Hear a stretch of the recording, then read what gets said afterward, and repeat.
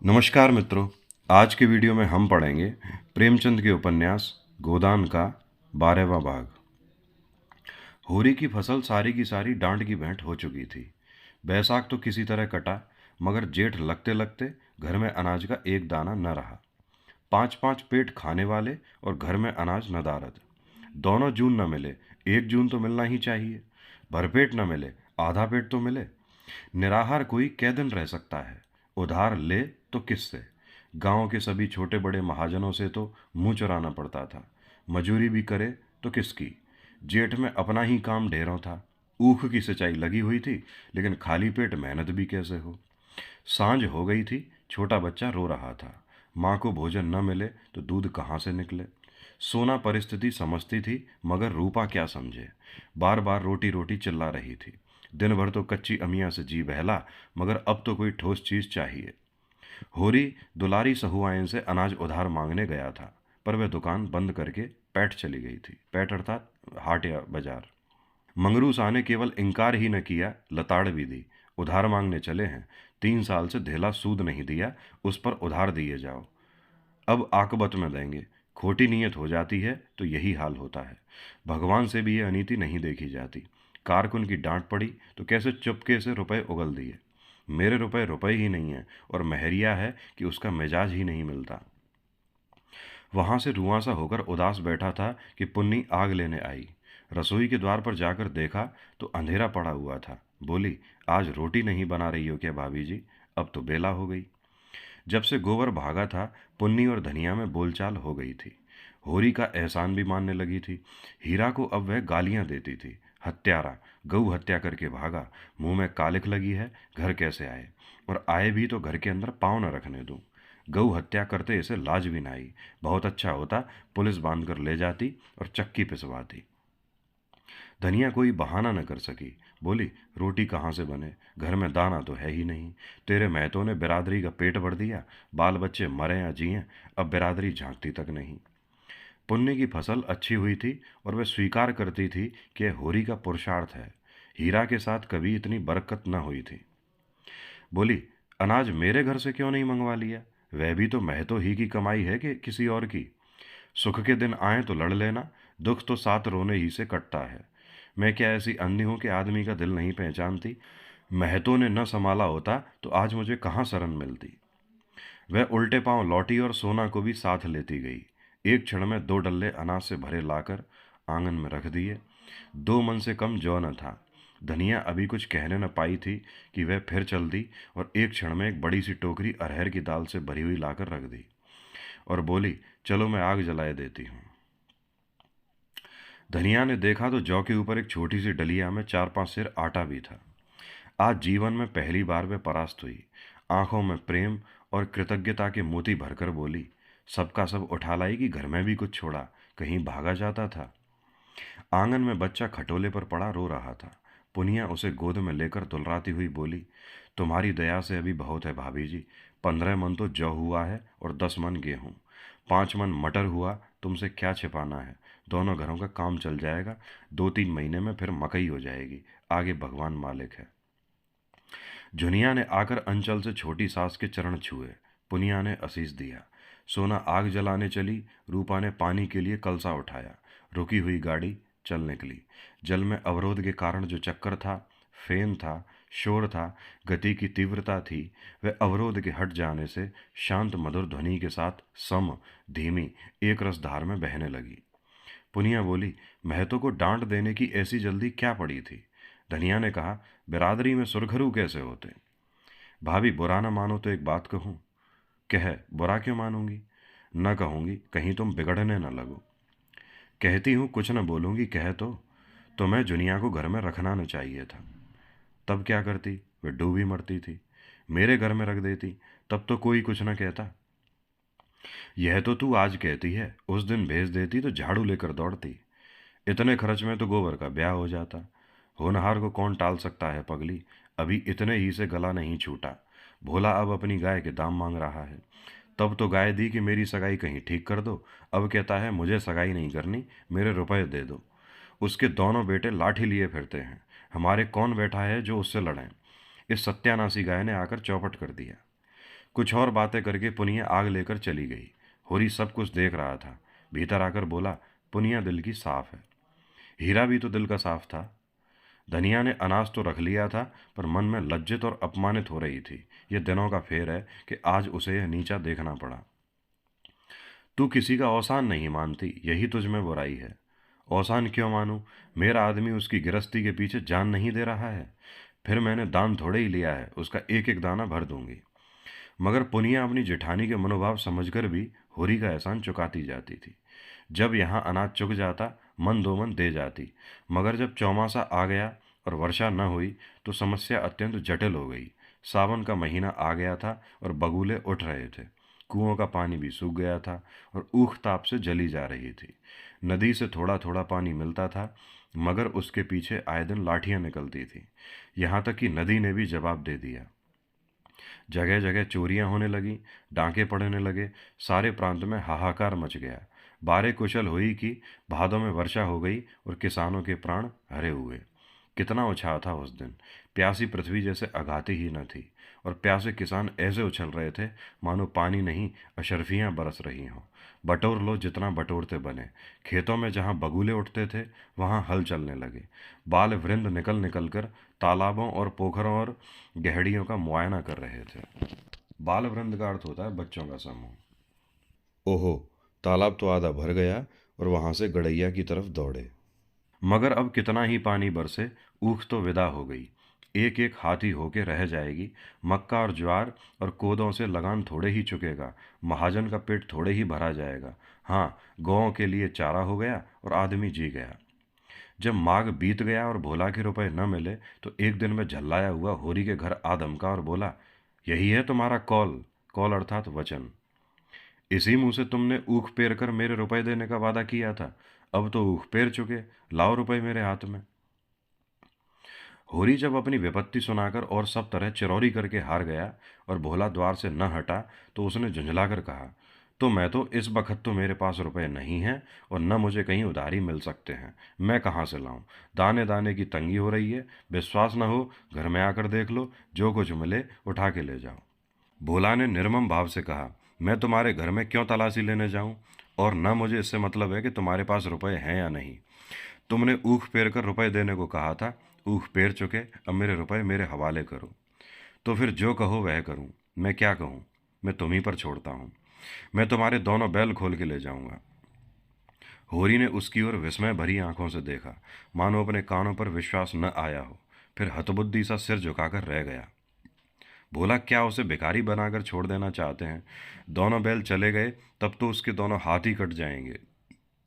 दीन स्वर में बोला, दोनों बैल ले लोगे तो मेरा सर्वनाश हो जाएगा। अगर तुम्हारा धर्म यही कहता है तो खोल ले जाओ। तुम्हारे बनने बिगड़ने की मुझे परवाह नहीं है, मुझे अपने रुपए चाहिए। और जो मैं कह दूं मैंने रुपए दे दिए। भोला सन्नाटे में आ गया। उसे अपने कानों पर विश्वास न आया। होरी इतनी बड़ी बेईमानी कर सकता है, यह संभव नहीं। उग्र होकर बोला, अगर तुम हाथ में गंगा जली लेकर कह दो कि मैंने रुपए दे दिए तो सब्र कर लो। कहने का मन तो चाहता है, मरता क्या न करता, लेकिन कहूंगा नहीं। तुम कह ही नहीं सकते। हाँ भैया, मैं नहीं कह सकता। हंसी कर रहा था। एक क्षण वह दुविधा में पड़ा रहा। फिर बोला, तुम मुझसे इतना बैर क्यों पाल रहे हो भोला भाई? जुनिया मेरे घर में आ गई तो मुझे कौन सा सरग मिल गया? लड़का अलग हाथ से गया, 200 रुपया डांड अलग भरना पड़ा। मैं तो कहीं का न रहा, और अब तुम भी मेरी जड़ खोद रहे हो। भगवान जानते हैं, मुझे बिल्कुल न मालूम था कि लौंडा क्या कर रहा है। मैं तो समझता था गाना सुनने जाता होगा। मुझे तो उस दिन पता चला जब आधी रात को जुनिया घर में आ गई। उस वक़्त मैं घर में न रखता तो सोचो कहाँ जाती, किसकी होकर रहती। जुनिया बरोठे के द्वार पर छिपी खड़ी ये बातें सुन रही थी। बाप को अब वह बाप नहीं शत्रु समझती थी। डरी कहीं होरी बैलों को दे न दें। जाकर रूपा से बोली, अम्मा को जल्दी से बुला ला, कहना बड़ा काम है, विलम्ब न करो। धनिया खेत में गोबर फेंकने गई थी। बहू का संदेश सुना तो आकर बोली, काहे को बुलाया बहू? मैं तो घबरा गई। काका को तुमने देखा है ना? हाँ देखा, कसाई की तरह द्वार पर बैठा हुआ है। मैं तो बोली भी नहीं। हमारे दोनों बैल मांग रहा है दादा से। धनिया के पेट की आंतें भीतर से मट गईं। दोनों बैल मांग रहे हैं? हाँ, कहते हैं या तो हमारे रुपए दो या हम दोनों बैल खोल के ले जाएंगे। तेरे दादा ने क्या कहा? उन्होंने कहा तुम्हारा धर्म कहता हो तो खोल ले जाओ। तो खोल ले जाए, लेकिन इसी द्वार पर आकर भीख न मांगे तो मेरे नाम पर थूक देना। हमारे लहू से उसकी छाती जुड़ाती हो तो जुड़ा ले। वह इसी तैश में बाहर आकर होरी से बोली, मैं तो दोनों बैल मांग रहे हैं तो दे क्यों नहीं देते? उनका पेट भरे, हमारे भगवान मालिक हैं। हमारे हाथ तो नहीं काट लेंगे। अब तक अपनी मजूरी करते थे, अब दूसरों की मजूरी करेंगे। भगवान की मर्जी होगी तो फिर बैल बधिये हो जाएंगे, और मजूरी ही करते रहे तो कौन बुराई है। बूढ़े सूखे और पोत लगान का बोझ तो न रहेगा। मैं न जानती थी ये हमारे बैरी हैं, नहीं गाय लेकर अपने सिर पर विपत्ति क्यों लेती। उस निगोड़ी का पौरा जिस दिन से आया, घर तहस नहस हो गया। भोला ने अब तक जिस शस्त्र को छिपा रखा था, अब उसे निकालने का अवसर आ गया। उसे विश्वास हो गया, बैलों के सिवाय इन सबों के पास कोई अवलंब नहीं है। बैलों को बचाने के लिए ये लोग सब कुछ करने को तैयार हो जाएंगे। अच्छे निशानेबाज की तरह मन को साध कर बोला, अगर तुम चाहते हो कि हमारी बेइज्जती हो और तुम चैन से बैठो तो यह ना होगा। तुम अपने 200 को रोते हो, यहाँ लाख रुपए की आबरू बिगड़ गई। तुम्हारी कुशल इसी में है कि जैसे जुनिया को घर में रखा था, वैसे ही घर से उसे निकाल दो। फिर न हम बैल मांगेंगे, न गाय का दाम मांगेंगे। उसने हमारी नाक कटवाई है, तो मैं भी उसे ठोकरों खाते देखना चाहता हूँ। वह यहाँ रानी बनी बैठी रहे और हम मुंह में कालिख लगाए उसके नाम को रोते रहें, यह नहीं देख सकता। वह मेरी बेटी है, मैंने उसे गोद में खिलाया है, और भगवान साखी है, मैंने उसे कभी बेटों से कम नहीं समझा। लेकिन आज उसे भीख मांगते और घूर पर दाने चुनते देखकर मेरी छाती शीतल हो जाएगी। जब बाप होकर मैंने अपना हृदय इतना कठोर बना लिया है, तब सोचो मेरे दिल पर कितनी बड़ी चोट लगी होगी। इस मुंहजली ने 7 पुस्त का नाम डुबा दिया, और तुम उसे घर में रखे हुए हो। ये मेरी छाती पर मूंग दलना नहीं तो और क्या है। धनिया ने जैसे पत्थर की लकीर खींचते हुए कहा, तो मैं तो मेरी भी सुन लो। जो बात तुम चाहते हो वह न होगी, 100 जन्म न होगी। जुनिया हमारी जान के साथ है। तुम बैल ही तो ले जाने को कहते हो, ले जाओ।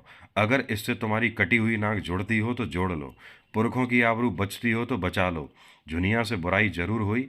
जिस दिन उसने मेरे घर में पांव रखा, मैं झाड़ू लेकर मारने उठी थी, लेकिन जब उसकी आंखों से झरझर आंसू बहने लगे तो मुझे उस पर दया आ गई। तुम अब बूढ़े हो गए हो, मैं तो, पर आज भी तुम्हें सगाई की धुन सवार है। फिर वह तो अभी बच्चा है। भोला ने अपील भरी आंखों से होरी को देखा। सुनते हो होरी इसकी बातें? अब मेरा दोष नहीं, मैं बिना बैल लिए न जाऊंगा। होरी ने दृढ़ता से कहा, ले जाओ। फिर रोना मत कि मेरे बैल खोल ले गए। नहीं रोऊंगा। भोला बैलों की पगैया खोल ही रहा था कि जुनिया चकतियोंदार साड़ी पहने, बच्चे को गोद में लिए बाहर निकल आई और कंपित स्वर में बोली, काका, लो मैं इस घर से निकल जाती हूँ, और जैसी तुम्हारी मनोकामना है उसी तरह भीख मांगकर अपना और बच्चे का पेट पालूंगी, और जब भीख भी ना मिलेगी तो कहीं डूब मरूंगी। भोला खिसिया कर बोला, दूर हो मेरे सामने से। भगवान न करे मुझे फिर तेरा मुंह देखना पड़े। कुलच्छनी, कुल कलंकिनी कहीं की, अब तेरे लिए डूब मरना ही उचित है। जुनिया ने उसकी ओर ताका भी नहीं। उसमें वह क्रोध था जो अपने को खा जाना चाहता है, जिसमें हिंसा नहीं, आत्मसमर्पण है। धरती इस वक्त मुंह खोलकर उसे निगल लेती तो वह कितना धन्य मानती। उसने आगे कदम उठाया, लेकिन वह 2 कदम भी न गई थी कि धनिया ने दौड़कर उसे पकड़ लिया और हिंसा भरे स्नेह से बोली, तू कहाँ जाती है बहू? चल घर में, यह तेरा घर है, हमारे जीते भी और हमारे मरने के पीछे भी। डूब मरे वह जिसे अपनी संतान से बैर हो। इस भले आदमी को मुँह से ऐसी बात कहते लाज नहीं आती। मुझ पर धौंस जमाता है नीच। ले जा बैलों का रकत पी। जुनिया रोती हुई बोली, अम्मा, जब अपना बाप होके मुझे धिक्कार रहा है तो मुझे डूब ही मरने दो। मुझ अभागिनी के कारण तो तुम्हें दुख ही मिला। जब से आई तुम्हारा घर मिट्टी में मिल गया। तुमने इतने दिन मुझे जिस प्रेम से रखा, माँ भी न रखती। भगवान मुझे फिर जन्म दें तो तुम्हारी कोख से दें, यही मेरी अभिलाषा है। धनिया उसको अपनी ओर खींचती हुई बोली, वह तेरा बाप नहीं है, तेरा बैरी है, हत्यारा। माँ होती तो अलबत्ते उसे कलंक होता। ला सगाई, महरिया जूतों से न पीटे तो कहना। जुनिया सास के पीछे पीछे घर में चली गई। उधर भोला ने जाकर दोनों बैलों को खूंटों से खोला और हाँकता हुआ घर चला, जैसे किसी नेवते में जाकर पूरियों के बदले जूते पड़े हों। अब करो खेती और बजाओ बंसी। मेरा अपमान करना चाहते हैं सब, न जाने कब का बैर निकाल रहे हैं। नहीं, ऐसी लड़की को कौन भला आदमी अपने घर में रखेगा? सब के सब बेशरम हो गए हैं। लौंडे का कहीं ब्याह न होता था इसी से। और इस राण जुनिया की डिटाई देखो कि आकर मेरे सामने खड़ी हो गई। दूसरी लड़की होती तो मुंह न दिखाती। आंख का पानी मर गया है। सबके सब दुष्ट और मूर्ख भी हैं। समझते हैं दुनिया अब हमारी हो गई। यह नहीं समझते जो अपने बाप के घर न रही, वे किसी के घर नहीं रहेगी। समय खराब है, नहीं बीच बाजार में इस चुड़ैल दनिया के झोंटे पकड़कर घसीटता। मुझे कितनी गालियां देती थी। फिर उसने दोनों बैलों को देखा, कितने तैयार हैं, अच्छी जोड़ी है। जहां चाहूं 100 रुपए में बेच सकता हूं। मेरे 80 रुपए खरे हो जाएंगे। अभी वह गांव के बाहर भी न निकला था कि पीछे से दातादीन, पटेश्वरी, शोभा और 10-20 आदमी और दौड़े आते दिखाई दिए। भोला का लहू सर्द हो गया। अब फौजदारी हुई, बैल भी छिन जाएंगे, मार भी पड़ेगी। वह रुक गया कमर कसकर। मरना ही है तो लड़कर मरेगा। दातादीन ने समीप आकर कहा, यह तुम क्या अनर्थ किए भोला है? उसके बैल खुल लाए। वह कुछ बोला नहीं, इसी से शेर हो गए। सब लोग अपने अपने काम में लगे थे, किसी को खबर भी न हुई। होरी ने जरा सा इशारा कर दिया होता तो तुम्हारा एक एक बाल चुन जाता। भला चाहते हो तो ले चलो बैल, जरा भी भलमनसी नहीं है तुम में। पटेश्वरी बोले, यह उसके सीधेपन का फल है। तुम्हारे रुपए उस पर आते हैं तो जाकर दीवानी में दावा करो, डिग्री कराओ। बैल खोल लाने का तुम्हें क्या अख्तियार है? अभी फौजदारी में दावा कर दे तो बंदे बंदे फिरो। भोला ने दबकर कहा, तो लाला साहब हमको जबरदस्ती थोड़े ही खोल लाए, होरी ने खुद दिए।